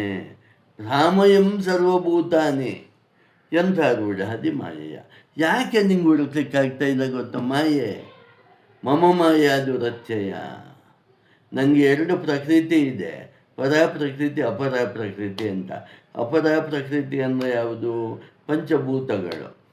ಯಾವುದು? ಭೂಮಿ, ಜಲ, ವಾಯು, ಅಗ್ನಿ, ಆಕಾಶ, ತೇಜಸ್ಸು, ಆಕಾಶ. ಆಮೇಲೆ ಪರ ಪ್ರಕೃತಿ ಅಂದರೆ ಈ ಜೀವ, ನಿನ್ನೊಳಗಿರೋ ಜೀವ. ಇದೆಲ್ಲವನ್ನು, ಆಮೇಲೆ ತಮೋಗುಣ, ರಜೋಗುಣ, ಸಾತ್ವಿಕ ಗುಣ. ಈ ನನ್ನ ಮಾಯೆಯ ಬಲೆಯನ್ನು ಹಾಕಿದ್ದೇನೆ. ಈ ಮಾಯೆಯ ಬಲೆಯನ್ನು ಛೇದಿಸಿಕೊಂಡು ನನ್ನನ್ನು ಹುಡುಕಬೇಕು. ಎಲ್ಲಿದ್ದೇನೆ? ಹೃದಯದಲ್ಲಿದ್ದೇನೆ. ಹಾಗಾದರೆ ಏನಪ್ಪ ಇದು? ಅರ್ಥ ಆಗಿಲ್ಲ ನಮಗೆ. ಕಾಮ, ಕ್ರೋಧ, ಲೋಭ, ಮೋಹ, ಮದ, ಮತ್ಸರವನ್ನು ಬಿಡೋ. ಅದನ್ನು ಬಿಟ್ಟು ಪರಮ ಭಕ್ತಿಯಿಂದ ಪರಮ ಜ್ಞಾನದಿಂದ ಹೃದಯಸ್ಥನಾದ ನನ್ನನ್ನು ಅರಿತುಕೋ. ನೀನು ಹುಡುಕ್ಲಿಕ್ಕೆ ಶುರು ಮಾಡಿದ್ರೆ ಸಾಕು, ನಾನು ನಿನಗೆ ಪ್ರಕಟಗೊಳ್ತೇನೆ ಅಂತ ಇಲ್ಲಿ ಭಗವಂತ ಹೇಳ್ತಾನೆ. ಒಂದು ಸ್ಟೆಪ್ ನೀನು ಹಾಕು, 10 ಸ್ಟೆಪ್ ನಾನು ಹಾಕ್ತೇನೆ ಅಂತ. ನೀನು ಹುಡುಕ್ಲಿಕ್ಕೆ ಶುರು ಮಾಡು, ನಾನೇ ಬರ್ತೇನೆ. ಅದೇ ತಾನೇ ಅದು. ಭಗವದ್ಗೀತೆಯಲ್ಲಿ ಅರ್ಜುನನಿಗೆ ಕೃಷ್ಣ ಪ್ರಕಟ ಆದ್ದು, ಅರ್ಜುನ ಪ್ರಕಟ ಮಾಡಿಕೊಂಡದ್ದಲ್ಲ. ಸಾವಿರಾರು ಕೋಟಿ ಜನ್ಮಗಳಿದ್ದರೂ ಇದು ಸಾಧ್ಯವಿಲ್ಲ, ಭಗವಂತನ ಕೃಪೆ ಇದ್ದರೆ ಮಾತ್ರ ಸಾಧ್ಯ ಅಂತ ಇದು ಮತ್ತೆ ಭಗವಂತ ಹೇಳ್ತಾನೆ. ಹಾಗಾಗಿ ಈಶ್ವರ ಸರ್ವಭೂತಾನಾಂ ಹೃದಯೇರ್ಜುನ ತಿಷ್ಠತಿ ಭ್ರಾಮಯಂ ಸರ್ವಭೂತಾನಿ ಯಂತ್ರಾರೂಢಾನಿ ಮಾಯಯ. ಈ ದೈವೀ ಹೇಷ ಗುಣಮಯಿ ಮಮ ಮಾಯಾ ದುರತ್ಯಯ ಅಂತ ಹೇಳ್ತಾನೆ. ನನ್ನ ಮಾಯೆ ಅಷ್ಟು ಸುಲಭ ಅಲ್ಲ, ಮತ್ತೇನು ಮಾಡಬೇಕು? ನನ್ನನ್ನು ಶರಣು ಬಾ, ನನಗೆ ನಮಸ್ಕಾರ ಮಾಡು, ನನ್ನನ್ನು ಶ್ರದ್ಧೆಯಿಂದ ಪೂಜಿಸು, ನನ್ನನ್ನು ಶ್ರದ್ಧೆಯಿಂದ ಆರಾಧಿಸು, ನನ್ನನ್ನು ಅನನ್ಯವಾದ ಭಕ್ತಿಯನ್ನು ಇಡು. ಅನನ್ಯ ಭಕ್ತಿ ಅಂದರೆ ಏನು? ನಮಗೆ ಅದೇ ಇಲ್ಲ, ಭಕ್ತಿ ಇದೆ, ಅನನ್ಯ ಭಕ್ತಿ ಇಲ್ಲ. ಇವತ್ತು ಈ ದೇವರು, ನಾಳೆ ಆ ದೇವರು, ಇನ್ನೊಂದು ದಿವಸ ಇನ್ನೊಂದು ದೇವರು, ಇನ್ನೊಂದು ದಿವಸ ನನ್ನನ್ನು ನಂಬಿದ ಮೇಲೆ ನನ್ನನ್ನೇ ನಂಬು, ನಿಶ್ಚಯವಾಗಿ ನನ್ನನ್ನೇ ನಂಬು, ಶ್ರದ್ಧೆಯಿಂದ ನನ್ನನ್ನೇ ನಂಬು ಅಂತ ಇಲ್ಲಿ ಭಗವಂತ ಅತಿ ಸ್ಪಷ್ಟವಾಗಿ ಹೇಳ್ತಾ ಮತ್ತೆ 10ನೇ ಅಧ್ಯಾಯದಲ್ಲಿ ಹೇಳ್ತಾನೆ. ಅಹಮಾತ್ಮ ಗೂಢಾಕೇಶ ಸರ್ವಭೂತಾಶಯ ಸ್ಥಿತ ಅಹಮಾದಿಶ್ಚ ಮಧ್ಯಂಚ ಭೂತಾನಾಮಂತ ಏವಚ. ನೋಡು, ನಿನ್ನ ಹೃದಯದಲ್ಲಿ ಆತ್ಮನಾಗಿ ನಾನೇ ಕೂತ್ಕೊಂಡಿದ್ದೇನೆ. ಇನ್ನು ಸ್ವಲ್ಪ ಹತ್ರ ಬಂದೇ ಆಯ್ತಾನೆ. ಹೃದಯದಲ್ಲಿ ಇದ್ದೇನೆ. ಏನಾಗಿದ್ದೇನೆ? ಪ್ರತ್ಯೇಕ ಆತ್ಮರೂಪದಲ್ಲಿ ನಿನ್ನ ಹೃದಯದಲ್ಲಿ ಪರಮಾತ್ಮನಾದ ನಾನು ಇದ್ದೇನೆ. ನೋಡಿ, ಎಷ್ಟು ಸ್ಪಷ್ಟತೆ ಇದೆ. ಭಗವದ್ಗೀತೆಯಲ್ಲಿರುವಷ್ಟು ಸ್ಪಷ್ಟತೆ ಎಲ್ಲೂ ಇಲ್ಲ ಅನ್ಸುತ್ತೆ. ನೋಡಿ, ಅಹಮಾತ್ಮ ಗುಡಾಕೇಶ ಸರ್ವಂ ಭೂತಾಶಯ ಸ್ಥಿತ ಅಹಮಾದಿಶ್ಚ ಮಧ್ಯಂಚ ಭೂತಾನಾಮಂತ ಏವಚ. ಈ ನಾನೇ ಸೃಷ್ಟಿಯೂ ನಾನೇ ಮಾಡೋದು, ಪಾಲನೆಯೂ ನಾನೇ ಮಾಡೋದು, ಪ್ರಳಯವೂ ನಾನೇ ಮಾಡೋದು. ಹಾಗಾಗಿ ನೀನು ನನ್ನನ್ನು ಹೊರಗೆಲ್ಲ ಹುಡುಕು ಅಂದಲ್ಲ.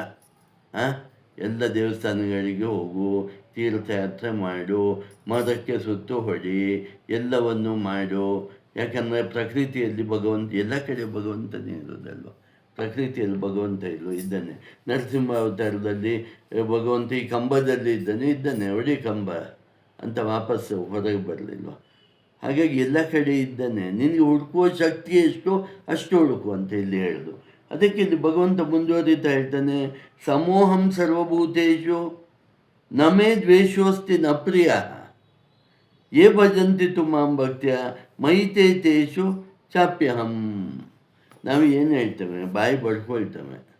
ನಾನು ಇಷ್ಟೆಲ್ಲ ಮಾಡಿದೆ, ದೇವರು ನನ್ನನ್ನು ಉದ್ಧಾರ ಮಾಡಲಿಲ್ಲ, ನಾನು ಇದು ಮಾಡಿದ್ರೆ ದೇವರಿಗೆ ಕಣ್ಗಾಣಲ್ವಾ, ನನ್ನ ಕಷ್ಟಗಳು ಗೊತ್ತಾಗೋದಿಲ್ವ, ಅದು ಇದು ಅಂತ ಭಾವನಾತ್ಮಕ ಭಾಷೆ ಇದು. ಭಗವಂತ ಹೇಳ್ತಾನೆ, ನಮೇ ದ್ವೇಷೋಸ್ತಿನ ಪ್ರಿಯ. ನಂಗೆ ಯಾರ ಮೇಲೂ ಇಷ್ಟನೂ ಇಲ್ಲ, ನನ್ನ ಯಾರ ಮೇಲೂ ದ್ವೇಷನೂ ಇಲ್ಲ ಗುರು. ನಾನು ಆ ಥರ ಅಲ್ಲ. ನಾನು ಯಾರನ್ನು ಸ್ಪೆಷಲ್ವಾಗಿ ಇಷ್ಟಪಡೋನು ಅಲ್ಲ. ನಾನು ಯಾರನ್ನು ದ್ವೇಷ ಮಾಡೋದು ಇಲ್ಲ. ನೀನು ನನ್ನನ್ನು ಪಡಿಬೇಕಾದ್ರೆ ಬಾ, ಭಕ್ತಿ ಯೋಗದಿಂದ ಬಾ, ಜ್ಞಾನ ಯೋಗದಿಂದ ಬಾ, ನನ್ನನ್ನು ಫಸ್ಟ್ ಅರ್ಥ ಮಾಡ್ಕೋ, ಆಮೇಲೆ ಬಾ ಅಂತ ಹೇಳ್ತಾನೆ. ಇಲ್ಲಿ ನಾವು ಭಾಗವತ ವಿಚಾರವನ್ನು ಇಲ್ಲಿ ಜಾಸ್ತಿ ಮುಂದಿಟ್ಕೊಂಡು ಮಾತಾಡ್ತಾ ಇರೋದ್ರಿಂದ ಇಲ್ಲಿ ಭಗವದ್ಗೀತೆಯಲ್ಲಿ ಭಕ್ತಿ ಯೋಗದ ವರ್ಣನೆ ಭಗವಂತ ಹೇಗೆ ಮಾಡ್ತಾನೆ ನೋಡಿ. ಮಾಂಚಯೋ ವ್ಯಭಿಚಾರೇಣ ಭಕ್ತಿಯೋಗೇನ ಸೇವತೆ ಸಗುಣಾನ್ ಸಮಿತಿತ್ಯೈತಾನ್ ಬ್ರಹ್ಮಭೂಯಾಯ ಕಲ್ಪತೆ.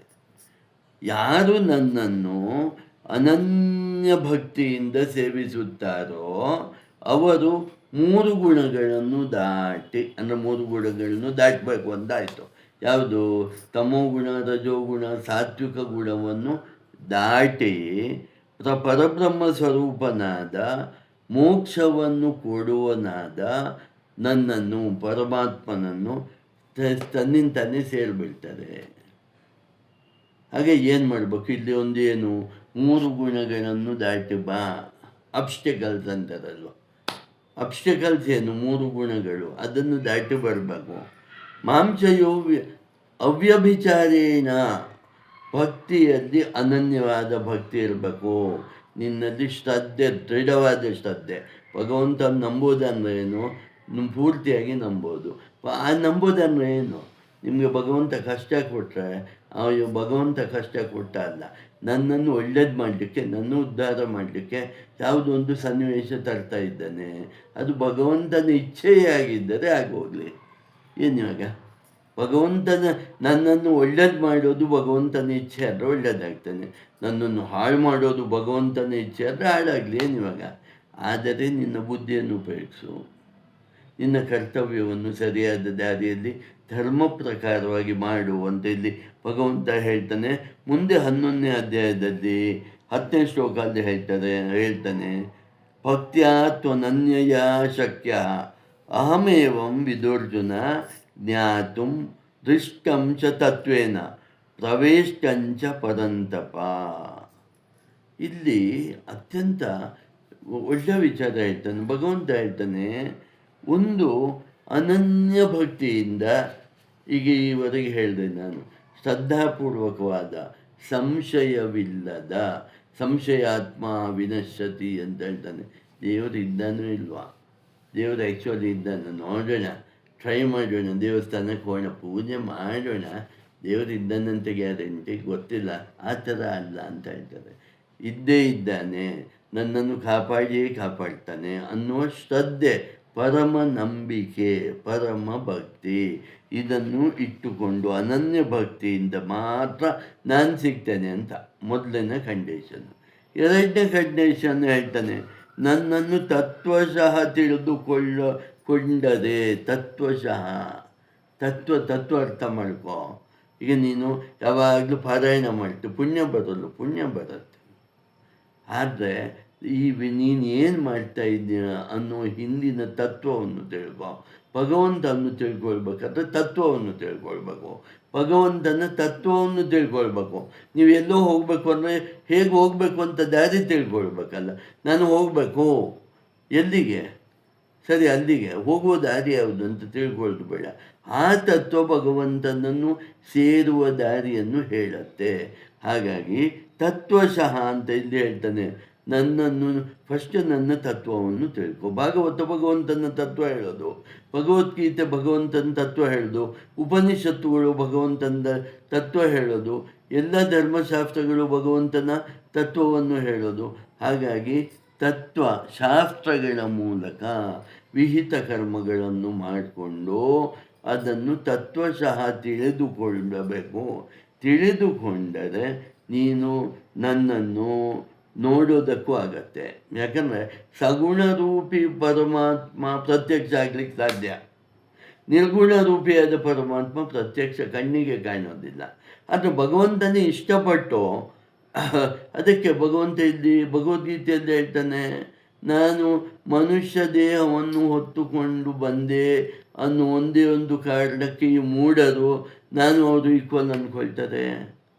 ಇದ್ಯಾವುದು ಅಚ್ಚರ? ನಾನು ಮನುಷ್ಯ ದೇಹವನ್ನು ಹೊತ್ಕೊಂಡು ಬಂದದ್ದು ಅವರ ಉದ್ಧಾರಕ್ಕೆ, ಅವರನ್ನು ಸಂಸಾರದಿಂದ ಪಾರು ಮಾಡಲಿಕ್ಕೆ.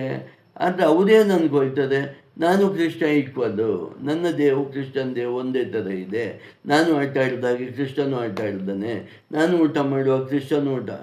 ಅದೇ ಅಜ್ಞಾನ ಅನ್ನೋದು ಯಾವ ಮಟ್ಟಕ್ಕೆ ಇರುತ್ತೆ ಅಂದರೆ, ಜ್ಞಾನಿ ಮಹಾತ್ಮನು ನನ್ನ ಕಣ್ಣೆದುರಿನಲ್ಲಿದ್ದರೂ ಅವನು ಜ್ಞಾನಿ ಅಂತ ನಂಗೆ ಗೊತ್ತಾಗೋಲ್ಲ. ಯಾಕಂದರೆ ಅವನು ಜ್ಞಾನಿ ಅಂತ ಗೊತ್ತಾಗಬೇಕಾದ್ರೆ ನನ್ನಲ್ಲಿ ಜ್ಞಾನವಿರಬೇಕು.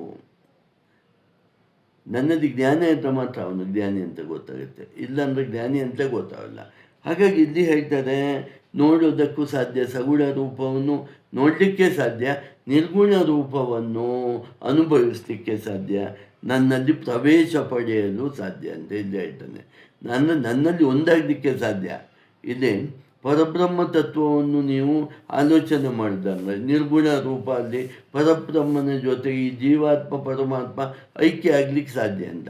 ನೀವು ದ್ವೈತದಲ್ಲಿ ಬರೋದಾದ್ರೆ ಭಗವಂತ ಹೇಳ್ತಾನೆ, ಮಹಾವಿಷ್ಣುವಾದ ನನ್ನ ಲೋಕವಾದ ವೈಕುಂಠಕ್ಕೆ ಬಂದು ನನ್ನ ಜೊತೆಗೆ ಇರಲಿಕ್ಕೆ ಸಾಧ್ಯ. ಹಾಗಾದರೆ ಸಾಧ್ಯ ಆಗಬೇಕಾದ್ರೆ ಏನು ಮಾಡಬೇಕು? ಭಕ್ತ್ಯಾ ತ್ವನನ್ಯಯ ಶಕ್ಯ ಅಹಮೇವಂ ವಿದೋರ್ಜುನ ಜ್ಞಾತುಂ ದೃಷ್ಟಂ ಚ ತತ್ವೇನ ಪ್ರವೇಶಂ ಚ ಪರಂತಪ. ಇನ್ನಂಥ ಭಾರಿ ಕಷ್ಟ ಏನು ಪಡೋದು ಬೇಡ ಅಂತ ಹೇಳ್ತಾನೆ. ಮುಂದಿನ ಶ್ಲೋಕಲ್ಲೇ ಹೇಳ್ತಾನೆ ನೋಡಿ, ತುಂಬ ಕಷ್ಟಪಡೋದೇನು ಬೇಡ. ಹಾಗೆ ಇಷ್ಟೊಂದು ತುಂಬ ಕಷ್ಟ ಇದೆಯೋ, ತತ್ವದಿಂದ ಅರ್ಥ ಮಾಡ್ಕೊಳ್ಬೇಕಲ್ಲ. ತತ್ವನೇ ಅರ್ಥ, ನಮಗೆ ಸಾಮಾನ್ಯ ವಿಷಯವೇ ಅರ್ಥ ಆಗೋಲ್ಲ. ಲೌಕಿಕಲ್ಲಿ ನಾವು ಭಾರಿ ಬುದ್ಧಿವಂತರು, ಯಾರು ಇದು ಬುದ್ಧಿಹೀನರೇ ಇಲ್ಲ. ಒಬ್ರಿಗಿಂತ ಒಬ್ಬರು ಬುದ್ಧಿವಂತರು, ಒಬ್ರಿಗಿಂತ ಒಬ್ಬರು ಜಾಣರು, ಒಬ್ರಿಗಿಂತ ಒಬ್ರಿಗೆ ಜಾಸ್ತಿ ಗೊತ್ತಿದೆ. ಅದೇ ಪ್ರಾಬ್ಲಮ್. ಕೆಲವು ಸಲ ಜಾಸ್ತಿ ಗೊತ್ತಿರೋದೇ ಪ್ರಾಬ್ಲಮ್ ಆಗುತ್ತೆ. ಅದಕ್ಕೆ ಕೆಲವು ಸಲ ಮುಗ್ಧತೆ ಬೇಕಾಗತ್ತೆ ಭಕ್ತಿ ಹೋಗಂಗೆ. ಜಾಸ್ತಿ ಎಷ್ಟು ಬೇಕು ಅಷ್ಟು ಗೊತ್ತಿರ್ಬೇಕು, ಸಾಕು. ಅದಕ್ಕೆ ಇಲ್ಲಿ ಭಗವಂತ ಹೇಳ್ತಾನೆ, ತುಂಬ ಕಷ್ಟ ಇಲ್ಲಪ್ಪ ನನ್ನನ್ನು ಪೂಜೆ ಮಾಡಲಿಕ್ಕೆ, ಮತ್ತೇನು ಮಾಡಬೇಕು ನೋಡಿ. ಪತ್ರಂ ಪುಷ್ಪಂ ಫಲಂ ತೋಯಂ ಯೋ ಮೇ ಭಕ್ತ್ಯಾ ಪ್ರಯಚ್ಛತಿ ತದಹಂ ಭಕ್ತ್ಯುಪಹೃತಂ ಅಶ್ನಾಮಿ ಪ್ರಯತಾತ್ಮನಃ. ನೋಡಿ, ಇದು ಭಾರಿ ಒಳ್ಳೆ ಶ್ಲೋಕ ಇದು. ತುಂಬ ನಾನು ನೋಡಿ, ಕೆ ಜಿ ಕಟ್ಲೆ ಹಾಗಾದರೆ ಹೂವು ತರಬೇಕೋ, ಕೆ ಜಿ ಕಟ್ಲೆ ಇದು ಹಣ್ಣು ತರಬೇಕೋ, ಅಥವಾ ದೊಡ್ಡ ದೊಡ್ಡ ಆಚಾರ್ಯ ಬಂದು ಪೂಜೆ ಮಾಡಬೇಕೋ? ಏನು ಬೇಡ ಅಂತಾನೆ. ಯಾರು ಹೇಳಿದ್ದು? ಏನು ಹೇಳ್ತಾನೆ? ನಿನ್ನ ಭಕ್ತಿ, ಹೃದಯದಲ್ಲಿರೋ ಭಕ್ತಿ ನನಗೆ ಮುಖ್ಯ. ನಿನ್ನ ಹೃದಯವನ್ನು ನನ್ನಲ್ಲಿ ನಿನ್ನ ಹೃದಯವನ್ನು ಅಂದರೆ ಹೃದಯದಲ್ಲಿ ಇರುವ ನನ್ನನ್ನು ನೋಡಿಕೊಂಡು ನಿನ್ನ ಮನಸ್ಸನ್ನು ನನ್ನಲ್ಲಿ ಇಡೋದು ಮುಖ್ಯ. ಆಮೇಲೆ ಬೇಕಾದರೆ ನೀನು ಒಂದೇ ಒಂದು ಪತ್ರ ತುಳಸಿ ಪತ್ರೆಯಿಂದ ಪೂಜೆ ಮಾಡಿ, ಒಂದು ಪತ್ರನೂ ಸಾಕು ನನಗೆ. ಪುಷ್ಪ, ಒಂದು ಪುಷ್ಪದಿಂದ ಬೇಕಾ ಪೂಜೆ ಮಾಡು, ಸಾಕು. ಫಲ, ಒಂದು ಹಣ್ಣಿಟ್ಟು ಪೂಜೆ ಮಾಡು. ಏನೂ ಸಿಕ್ಕಿಲ್ಲ, ಯಾವುದೂ ಇಲ್ಲ, ನೀರು ಸಿಗೋದು. ಒಂದು ಹನಿ ನೀರನ್ನು ನನಗೆ ಸಮರ್ಪಿಸು, ನಾನು ತೃಪ್ತನಾಗ್ತೇನೆ ಅಂತ ಹೇಳ್ತಾನೆ ಇಲ್ಲಿ ಭಗವಂತ. ನೋಡಿ, ಭಕ್ತಿಪೂರ್ವಕವಾಗಿ ನೀನು ಒಂದು ಹನಿ ನೀರು ಕೊಟ್ಟರೂ ನಾನು ತಗೊಳ್ತೇನೆ. ಕೆ ಜಿ ತುಂಬ ದೊಡ್ಡ ದೊಡ್ಡ ಮೂರ್ತಿಗಳನ್ನು ಮಾಡಿ ಅತಿ ಅಲಂಕಾರ ಮಾಡಿ ಭಕ್ತಿಯೇ ಇಲ್ಲದೆ ಶೋಗಾಗಿ ಮಾಡಿದ್ದು ನಾನು ಅಲ್ಲಿರೋದೇ ಇಲ್ಲ ಅಂತ ಹೇಳ್ತಾನೆ ನೋಡಿ. ಅದರ್ ವೇ ರೌಂಡನ್ನು ತಿಳ್ಕೊಳ್ಬೇಕು. ಇದು ಭಗವಂತನ ಭಾಷೆ. ನೀವು ಹೀಗೂ ತಿಳ್ಕೊಳ್ಬೇಕು. ಶೋಗೆ ಸಿಗೋದು ನಾನಲ್ಲ, ಶೋಗೆ ಸಿಗೋದು ಪ್ರಪಂಚ. ನಾನು ಸಿಗಬೇಕಾ? ಅನನ್ಯವಾದ ಭಕ್ತಿ ಇರಬೇಕು. ಅದಕ್ಕೆ ಪತ್ರಂ ಪುಷ್ಪಂ ಫಲಂ ತೋಯಂ ಯೋ ಮೇ ಭಕ್ತಿಯ ಪ್ರಯಚ್ಛತಿ ತದಹಂ ಭಕ್ತ್ಯುಪಹೃತಂ ಅಶ್ನಾಮಿ ಪ್ರಯತಾತ್ಮನಃ. ನಾನು ಸುಲಭವಾಗಿ ಸಿಗ್ತೇನೆ ಅಂತಾನೆ. ಕಷ್ಟಪಡೋದೇ ಬೇಡ. ಯಾಕೆ ಕಷ್ಟಪಡ್ತೀಯ? ಅಲ್ಲ, ಭಗವಂತನಲ್ಲಿ ಹೋಗಿ ಕಷ್ಟಪಡ್ದಂದ್ರೆ ಏನು? ಈಗ ಲೌಕಿಕಲ್ಲಿ ಕಷ್ಟಪಡೋದು ಸರಿ. ನಾನು ಭಗವಂತನ ಆರಾಧನೆ ಮಾಡ್ತೇನೆ, ನಾನು ಕಷ್ಟಪಡ್ತೇನೆ ಅಂದರೆ ಕಷ್ಟಪಡಬೇಕಾ? ಶಾಂತಿ ದೊರಕಲಿಕ್ಕೆ, ಸುಖ ಪಡಲಿಕ್ಕೆ, ಆರಾಮ, ರಿಲ್ಯಾಕ್ಸ್ ಯುವರ್ ಸೆಲ್ಫ್. ತತ್ವತಃ ಅರ್ಥ ಮಾಡ್ಕೋ. ನೀನು ಭಕ್ತಿಯಿಂದ ನನಗೆ ಇದನ್ನು ಯಾವುದಾದ್ರೂ ಒಂದನ್ನು ಅರ್ಪಿಸು, ನನಗೆ ಸಾಕು. ನೋಡಿ, ಇನ್ನೂ ಇದಕ್ಕಿಂತ ಅತಿ ಶ್ರೇಷ್ಠ ಸಂದೇಶ ಹೇಳ್ತಾನೆ ಭಗವಂತ ಮುಂದಿನ ಶ್ಲೋಕ ಅಲ್ಲಿ.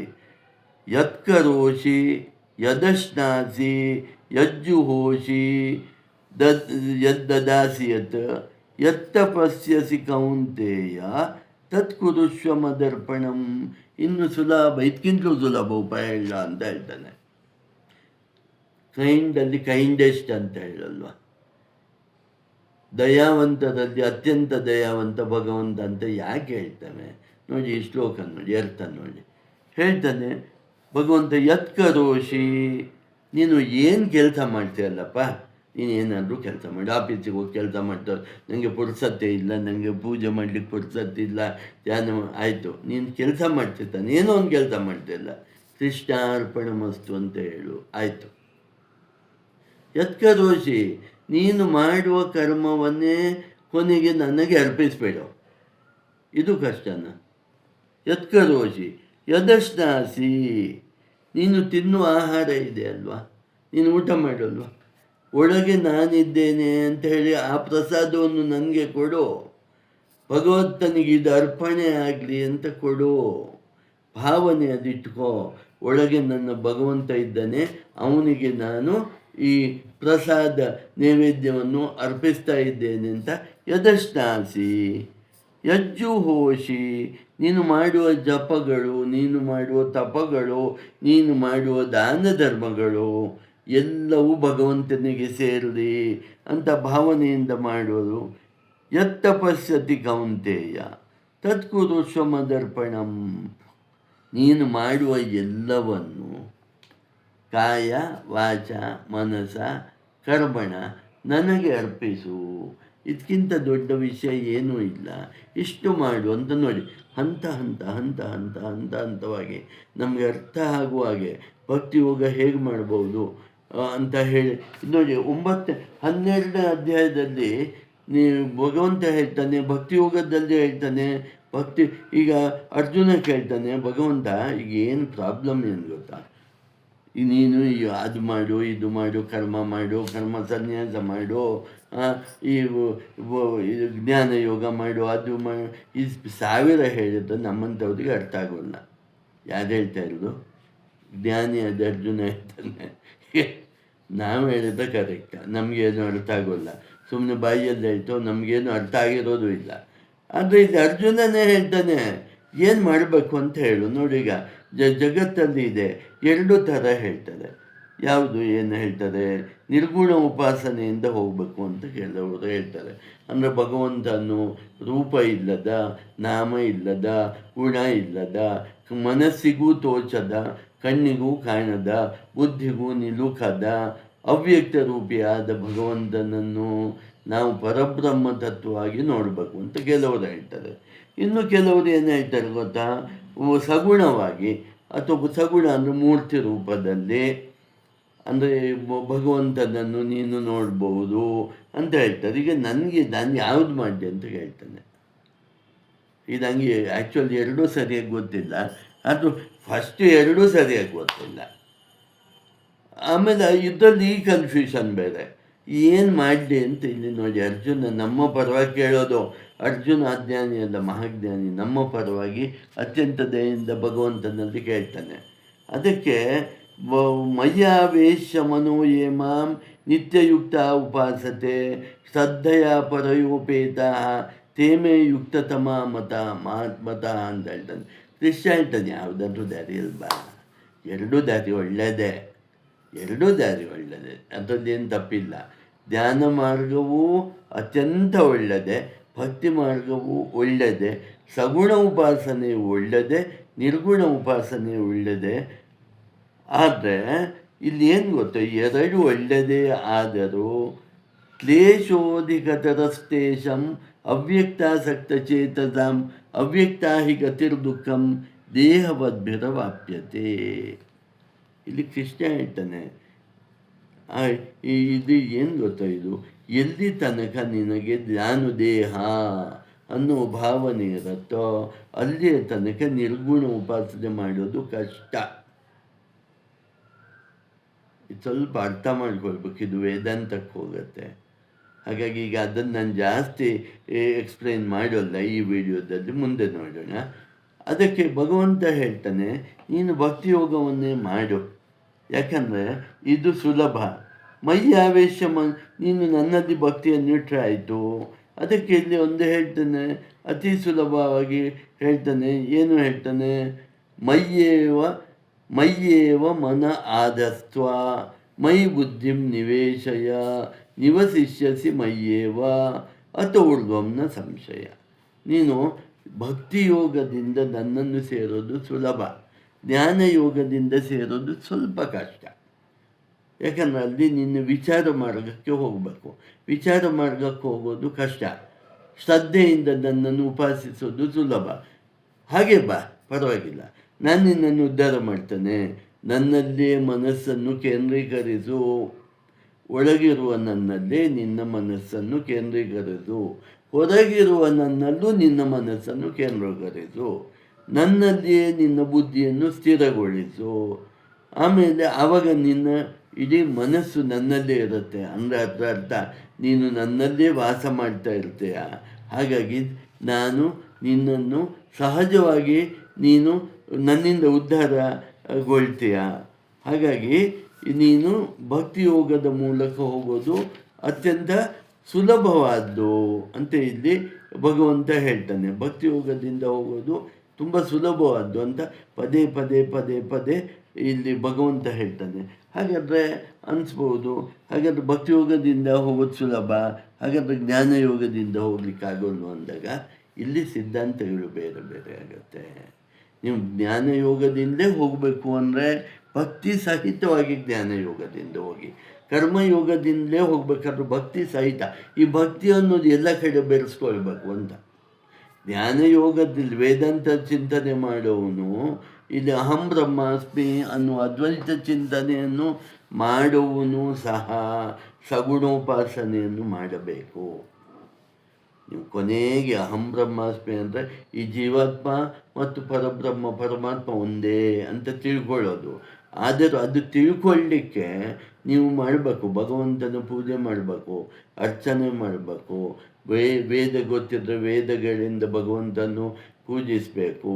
ಹಾಗಾಗಿ ಭಜ ಗೋವಿಂದಂ ಭಜ ಗೋವಿಂದಂ ಗೋವಿಂದಂ ಭಜ ಮೂಢಮತೆ ಅಂತ ಹೇಳ್ತಾರೆ. ಆಮೇಲೆ ಇಲ್ಲಿ ದ್ವಾದಶ ಸ್ತೋತ್ರಗಳನ್ನು ಶ್ರೀಮನ್ ಮಧ್ವಾಚಾರ್ಯರು ಹೇಳ್ತಾರೆ. ಆ ದ್ವಾದಶ ಸ್ತೋತ್ರದ ಮೂಲಕ ಶ್ರೀಕೃಷ್ಣನನ್ನು ನಾವು ಅರ್ಚನೆ ಮಾಡೋದು, ಪೂಜೆ ಮಾಡೋದು ತುಂಬ ಅತಿ ಶ್ರೇಷ್ಠವಾದ ಮಂತ್ರ ಅದು ದ್ವಾದಶ ಸ್ತೋತ್ರಗಳು.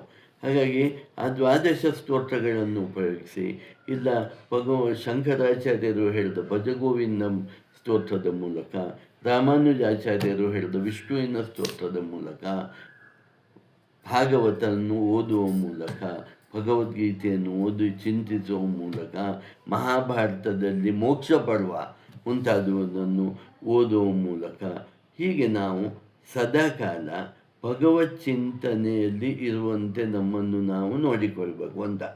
ವಿಷಯ ಏನು ಅಂದರೆ, ಸದಾ ಎನ್ನ ಹೃದಯದಲ್ಲಿ ವಾಸ ಮಾಡೋ ಶ್ರೀಹರಿ ವಾಸ ಮಾಡಿದ್ದೇನೆ. ಇಲ್ಲಿ ಹೇಳ್ದಲ್ಲ, ನಿನ್ನ ಹೃದಯದಲ್ಲಿ ಸದಾ ನಾನಿದ್ದೇನೆ. ಆದರೆ ಆ ಚಿಂತನೆ ಬರುವ ಹಾಗೆ ಮಾಡುವಂಥ, ನನ್ನ ಮನಸ್ಸು ಹೋಗಿ ಆ ಹೃದಯದಲ್ಲಿರೋ ಭಗವಂತ ಕನೆಕ್ಷನ್ ಆಗುವ ಹಾಗೆ ಮಾಡು. ಇಲ್ಲಿ ಕೆಲವರಿಗೆ ಹೃದಯ ಅಂದರೆ ಯಾವುದು ಅನಿಸುತ್ತೆ, ರಕ್ತ ಪರಿಚಲನೆ ಆಗುವ ನಾವು ಹೃದಯ ಇಟ್ಟು ಅಂದರೆ ಮೆಡಿಕಲ್, ಅದಲ್ಲ. ಮನಸ್ಸು ಮತ್ತು ಬುದ್ಧಿ ಎಲ್ಲಿ ಒಂದಾಗತ್ತೋ ಆ ಸ್ಥಳವೇ ಹೃದಯ ಅಂತ ಆಧ್ಯಾತ್ಮಿಕದಲ್ಲಿ ತತ್ವ ಇದು. ಆಧ್ಯಾತ್ಮಿಕದ ತತ್ವ ಭಗವಂತ ಬುದ್ಧಿಯ ಗುಹೆಯಲ್ಲಿ ಇದ್ದಾನೆ ಅಂತ ಹೇಳುತ್ತೆ. ಈ ಬುದ್ಧಿ ಮನಸ್ಸಾದ ಮೇಲೆ ಬುದ್ಧಿ ನೀವು ಆನಂದಮಯನಾಗಿದ್ದಾನೆ. ಭಗವಂತ ಅಂದ್ರೇನು? ಆನಂದಮಯನಾಗಿದ್ದಾನೆ. ಅನ್ನಮಯ ಕೋಶ, ಪ್ರಾಣಮಯ ಕೋಶ, ಮನೋಮಯ ಕೋಶ, ವಿಜ್ಞಾನಮಯ ಕೋಶ ಅಂದರೆ ಬುದ್ಧಿ. ವಿಜ್ಞಾನಮಯ ಕೋಶ ಅಂದರೆ ಬುದ್ಧಿಯ ಗುಹೆಯಲ್ಲಿ ಆನಂದಮಯನಾದ ಪರಮಾತ್ಮನಿದ್ದಾನೆ. ಪರಮಾತ್ಮನ ಸ್ವರೂಪ ಏನು? ಯಾವಾಗಲೂ ಆನಂದವಾಗಿರೋದು. ಹಾಗಾಗಿ ಭಕ್ತರು ಹೇಗಿರಬೇಕು? ಭಗವಂತನ ಭಕ್ತರು ಹೇಗಿರಬೇಕು? ಸದಾ ಆನಂದವಾಗಿರಬೇಕು. ಪೂಜೆ ಮಾಡುವಾಗ ಬೈಕೊಂಡು ಪೂಜೆ ಮಾಡೋದು, ಸಿಟ್ಟು ಮಾಡಿಕೊಂಡು ಪೂಜೆ ಮಾಡೋದು, ಇದೆಲ್ಲ ಮಾಡಿದರೆ ಆ ಗುಣ ನಮ್ಮಲ್ಲಿ ಇನ್ನೂ ಬಂದಿಲ್ಲ ಅಂತ ಅರ್ಥ. ಹಾಗಾಗಿ ಆಧ್ಯಾತ್ಮಿಕ ಮಿತ್ರರೇ, ಈ ಎಪಿಸೋಡ್ನಲ್ಲಿ ನಾನು ಸಾಧ್ಯ ಆದಷ್ಟು ಭಗವದ್ಗೀತೆ ಬಗ್ಗೆ ಹೇಳಿದ್ದೇನೆ. ಇಲ್ಲಿ ಭಾಗವತಮ್ಮಲ್ಲಿ ಭಗವದ್ಗೀತೆ ಡೈರೆಕ್ಟಾಗಿ ಬರೋದಿಲ್ಲ. ಇದು ಮಹಾಭಾರತದಲ್ಲಿ ಬರೋದಾದರೂ ಭಕ್ತರಿಗೆ ಭಗವದ್ಗೀತೆಯ ಅವಶ್ಯಕತೆ ಇದೆ. ಭಕ್ತಿಯೋಗಕ್ಕಾಗಲಿ, ಜ್ಞಾನಯೋಗಕ್ಕಾಗಲಿ, ಕರ್ಮಯೋಗಕ್ಕಾಗಲಿ, ಈ ಮೋಕ್ಷವನ್ನು ಪಡೆಯುವುದಕ್ಕಾಗಲಿ ಭಗವದ್ಗೀತೆಯ ಅವಶ್ಯಕತೆ ಇದೆ ಅನ್ನುವ ದೃಷ್ಟಿಯಿಂದ ನಾನು ಭಗವದ್ಗೀತೆಯ ಪಾರಾಯಣವನ್ನು ಮತ್ತು ಪ್ರವಚನವನ್ನು ಸೇರಿ ಇಲ್ಲಿ ಭಾಗವತಮ್ಮಲ್ಲಿ ನಾನು ಇದನ್ನು ಸೇರಿಸಿದ್ದೇನೆ ಅನ್ನುವಲ್ಲಿಗೆ ಈ ವಿಡಿಯೋವನ್ನು ಮುಗಿಸ್ತೇನೆ. ನಿಮಗೆಲ್ಲ ವಂದನೆಗಳು ಮತ್ತು ಅಭಿನಂದನೆಗಳು. ಕೃಷ್ಣಂ ವಂದೇ ಜಗದ್ಗುರುಂ. ಓಂ ತತ್ ಸತ್. ಹರಿ ಓಂ. ಶ್ರೀಕೃಷ್ಣಾರ್ಪಣಮಸ್ತು.